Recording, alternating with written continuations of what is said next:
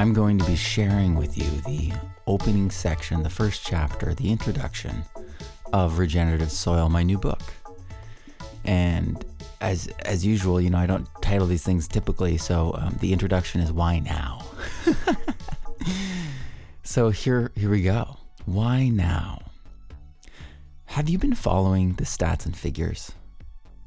Less than 60 years left of soil. Soil is under attack, and that means your food, your body, and the health of all life is under attack. We are losing on average 24 billion tons of soil a year, and we are not replacing it. This lost soil floods rivers with toxic levels of nutrients and causes dead zones and destroys fisheries and marine habitat. We can see this exact scenario with the Midwestern farm soils poisoning Louisiana's Mississippi Delta and coastal areas.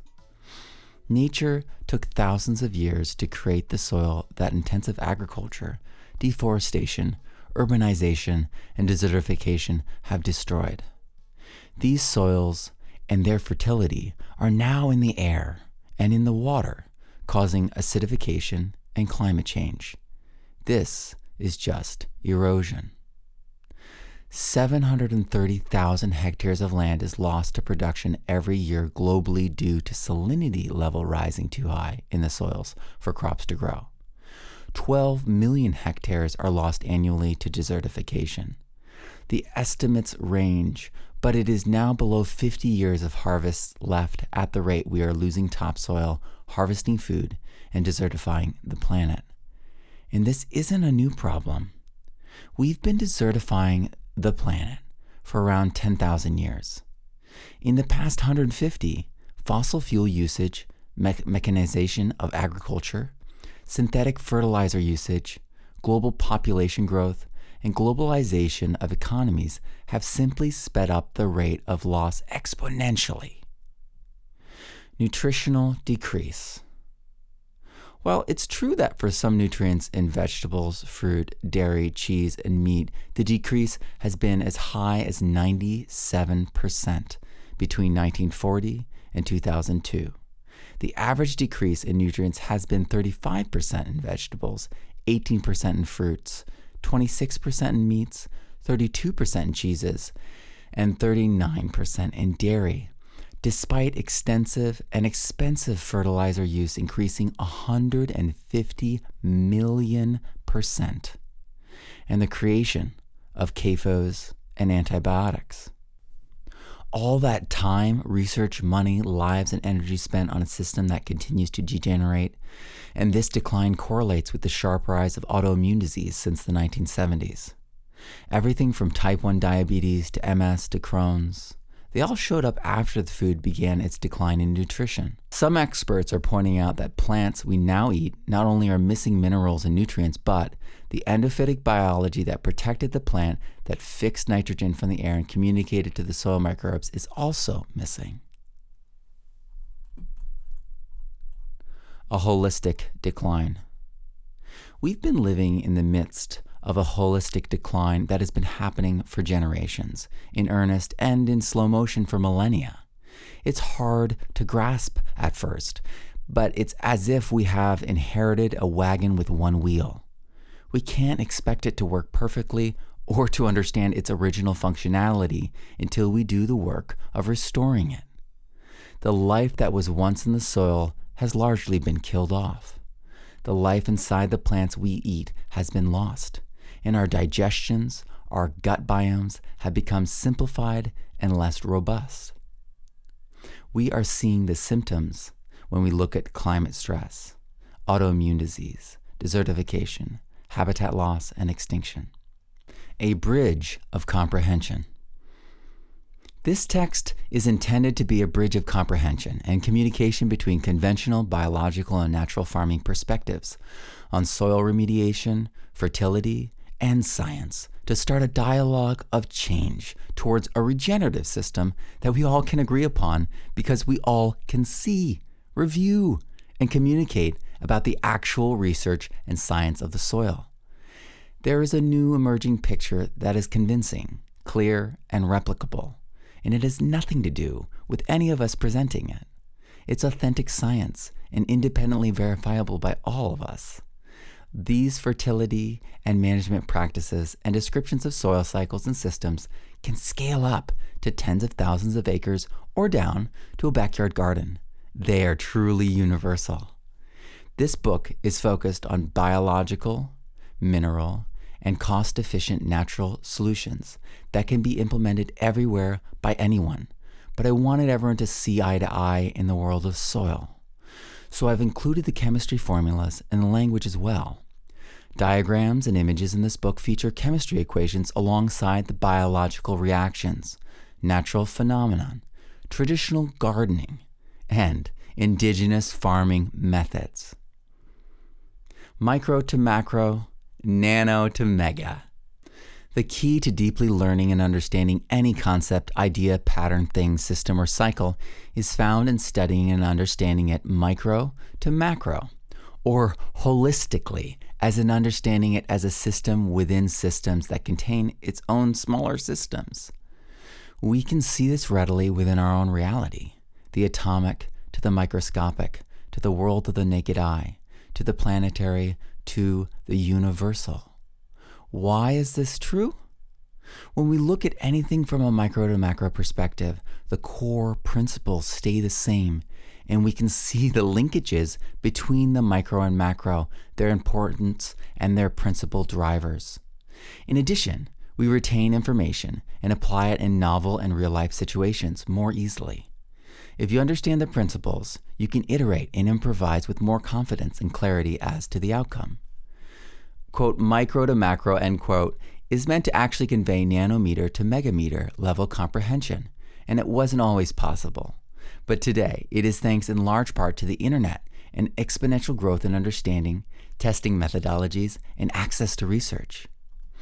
We can connect larger global changes to the local and even to the nano-sized soil enzymes. It is all connected and understandable as a system. Understanding all the churning and diverse minutiae of the soil is another story. We may never understand the thousands of simultaneous exchanges and communications a tree is having with rhizobacteria and mycorrhizae just below the surface. But we can see that they are happening, their benefits, and how to improve, increase, sustain, or adapt those benefits. These also are not truly alien planes. There are actors that play critical roles on all stages. Water, H2O, fits this description, interacting with everything from molecular to global cycles and reactions. Water is key to turning salts into solutions, redox reactions, pH buffering, and so much more. Carbon is another player we have in enough abundance that we can see on the macro level. The smoke from a fire, ash, charcoal, and even biochar we can see or touch. On a nanometer level, biochar has unique properties, such that microprocessors are being made out of biochar. The unique structure and nature of biochar affects interactions at the molecular level so profoundly, it has a macro effect. Not all reactions, situations, or cycles have elements that tie the micro to the macro directly, but many do. The ones that are indirect are through a chain of reactions and interactions between different elements, much like how plants attract bacteria and fungi only to feed the protozoa to access their waste, which is bioavailable to the plant roots. While a sneeze may not start a hurricane on the other side of the world, small changes have the potential for massive effect in nature. A zola, a freshwater plant that is small but not microscopic, is thought to have started the last ice age through its proliferation on a freshwater lens out over the ocean. When that lens collapsed, the azola died and fell below the 1,000-meter mark in the deep sea, causing the loss of a massive amount of carbon from the carbon cycle. Small, millimeter-wide plants caused the last ice age. How are some humans so foolish to assume that they can do nothing to change or harm nature? It is because they lack a micro to macro understanding. If that person performs well at anything in their lives, it is because they have micro to macro understanding of it. They know it inside and out. They are experts in it. If we want to reverse climate change, restore our biomes, and bring back the topsoil, we need to slow down and look intently at the ground between our feet. The answers are found there. We can regenerate our world because we can heal and build soil, the foundation of our world. The research. The hardest aspect of researching soil is the sheer volume of information and breadth it spans. Soil can be studied from the perspective of biology, chemistry, physics, geomorphology, organic chemistry, environmental science, agronomy, entomology, botany, horticulture, soil science, mycology, human health, human history, and more. Soil is so ubiquitous, and its benefits, uses, and roles are so innumerable and manifold that we can get lost in the soup of it, like a fish recognizing water for the first time. It has the feel of a territory that few, if any, have thoroughly explored, and we are left with singular expeditions into the great unknown, and their shaky reports from the travels there to guide us. While that may sound like an exaggeration, it's closer to the truth than I ever understood until I started writing this book. When Michael Phillips, author of Mycorrhizal Planet and The Holistic Orchard, told me before I even began, quote, "We are all in kindergarten when it comes to soil," end quote, I felt both liberated and a bit disoriented. I thought I had understood soil. I'd certainly been writing and teaching about it for years. But as I began to dig into the research, it became clear how vast a space it truly is and how much needs to be shared. We have not had a proper view and synthesis of these forays into the soil kingdom's mysteries until now. This book draws together the many narratives of soil, fertility, management, and remediation under one roof and in one common visual language. I'll be going into the details in the text, of course, but the images are the vehicle for fast communication and comprehension across the spectrum of soil science opinion and research. It is not the final word in soil by any measure, but a detailed how-to and overview of where we are currently with our understanding of soil and soil management best practices. The root of the problem. Because soil is central to all life, it is sobering to see how it is being treated and lost. According to some studies, we have less than 50 years left of agriculturally viable soil. That's only 15 seasons of harvest left. A young farmer starting today can see the end of farming and civilization itself in their lifetime. This is not an exaggeration. Civilization is directly tied to soil, and our greatest failed civilizations all faced soil loss.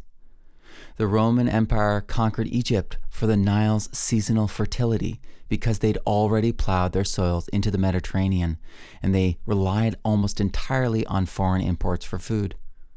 Soil insecurity makes empires fragile. Americans spread west because they destroyed the East Coast soils, much to George Washington's disgust and ire. He was entirely focused on soil conservation after serving as president, convinced that soil would be the downfall of America. As it stands, America's first president's concerns were prophetic. We were on a track to complete ruin. How much of the food in stores is local? How much of it is imported? How many people can live in your area without food being trucked or shipped in? But the problems are more complex than soil, you say? Desertification, pollution, overpopulation, climate change, the mental health crisis. All that and more clamor for our attention, but all are related to soil. So buckle down with me and focus, and we will see how soil is the linchpin to living systems and how improving the soil improves everything. This isn't boasting. It's a research-based assertion that we can logically prove to ourselves in our own lives and research, though this book streamlines that process and gives you the keys to improving, building, and remediating soil wherever you are and in ways that we can incorporate into our daily lives, businesses, and communities. The hour is late and the need is great, and we're all trying to accomplish the same thing. the best soil possible. What is regenerative soil? Regenerative soil is soil that gets better every year and provides all the essential nutrients for plants, contains high soil organic matter, is within ideal pH-EH range, and has a robust soil biology. It is not magical soil that requires nothing from a farmer. It is soil that does require some inputs and work, but it is living, dynamic, resilient, and far superior to modern agricultural soils. It is research-based, proven, and replicable across climates. It is beyond organic since, as many researchers have noted, organic farms can have poor soils. Regenerative soil is also the only path to the highest levels of plant health. The current stance on soil at a policy level is one of conservation, not regeneration. That is the position most have ceded to who are farmers, doing it the way they were taught at universities and by government extension agencies. They are in a losing battle, where just stemming the flow of losses is their main concern. There is now a growing movement of soil stewards who find this unacceptable and have made it their mission to regenerate our world's soils and to spread the why and how to as many as will listen. How is it better? In simplest terms, we've simplified the soil to fit into a laboratory-based, industrialized fertility and biocontrol program that relied upon mining, caustic chemicals and reactions, factories and petrochemicals. All over the world, over the past 10,000 years, we have mined the native soils for all they were worth. And then over time, we supplemented the soil with, at first, natural substances like manures, and later with minerals and then chemicals of all sorts. It was all in an effort to preserve soil fertility and keep the food coming and the farmers working. We have reached the end of chemical and inorganic modern agriculture's ability to prolong the slow death of our soils. Even NPK does not provide the yields it once did, and the bedrock keeps getting closer and closer to the surface each year. Likely the greatest indicator of regenerative soil is that it gains in soil organic matter every year, reversing the trend of soil loss fundamentally. Regenerative soil has biology that creates soil structure, increases soil organic matter, triggers plant immunity, increases plant uptake of nutrition, provides biostimulants to trigger higher levels of health and productivity, fixes nitrogen, solubilizes insoluble nutrients, and protects plants from pathogens, viruses, and diseases. Regenerative soil has all the nutrients, macro, micro, and trace, that plants need to thrive at their highest levels of health: photosynthesis, carbohydrate production, protein synthesis, and secondary metabolite production. Regenerative soil is within the ideal pH-EH zone, which opens up the most nutrients in the rhizosphere to plants while avoiding soluble toxic elements and many of the pathogen pest and virus vectors. Regenerative soil can hold water and has interstitial spaces for air, gas exchange, and water to flow through. Regenerative soils are not tilled or plowed. Their value and efficacy is retained through no-till, low-till, intercropping, pasture cropping, and/or surface disturbance only for replanting. Is it more work? We will always have to adaptively respond to the changes in our environment, the soil included. But our goal is to amend as little as possible, to rely upon biology as much as possible, and to acquire minerals and nutrients through bioregional and regenerative sources to remediate and restore our soils with the minimum disturbance of other ecosystems and people. We cannot grow food in our soil, take the food and export it, or even sell it to local community members and not have some of our nutrients, biology, and water go with it. We have to develop an honest and reciprocal relationship with our soils and restore them without the imperative for doing little or nothing to get steady, consistent results. It's less damaging and arguably less work than conventional inorganic soil management, but it still requires inputs, testing, and work. But what is exciting is it is far superior to anything we've seen coming from agriculture in the past 100 plus years, perhaps ever. we are seeing new levels of plant health and new rates of soil creation being established. This book is, in many ways, an exploration of these new achievements and pathways to regenerative soil success. How to read this book. You can go right to the recipes and address your problem right now. Just skip on ahead. Take care of the issue and then come back and read why and how behind what's going on, because you may recognize something else and realize there's more to the story, or that it wasn't what you thought. That's okay too. Soil can be tricky, especially if you're trying to address mineral deficiencies in real time. You can skip right to the pictures and absorb a ton of information. The connection you are making as you soak in the diagrams will provide the foundation for your understanding as you wade into the text, which can be sometimes a more challenging presentation of information. You can start at the back of the book and use the index to find what you need fast. If this is a digital copy, you can search the document for any word and find it nearly instantaneously. You may find yourself asking, where is blank? A full in-depth of everything related to soil would likely require covering everything in natural systems, which wouldn't fit into a book nor an online course. Instead, I focus on what is relevant only. There's endless factoids in the research that are interesting but not useful. This book is designed to streamline your soil solutions while keeping firmly in touch with a holistic perspective, current science, and leading practices. But if you want a coherent, clear, and organized understanding of soil and the solutions presented in this book, I highly recommend reading it from beginning to end. At some point, you can address what's bothering you most or what you're most curious about first too. No pressure here. Do I need a microscope? No, but I do include how to analyze soil samples.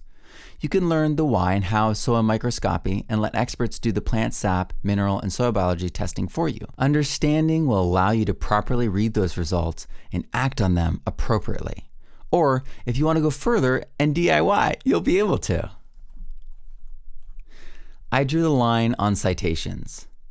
At internet search engine access, if you can Google it like the chemical composition of sand, I'm not going to cite it. But I do cite all my other sources, including websites.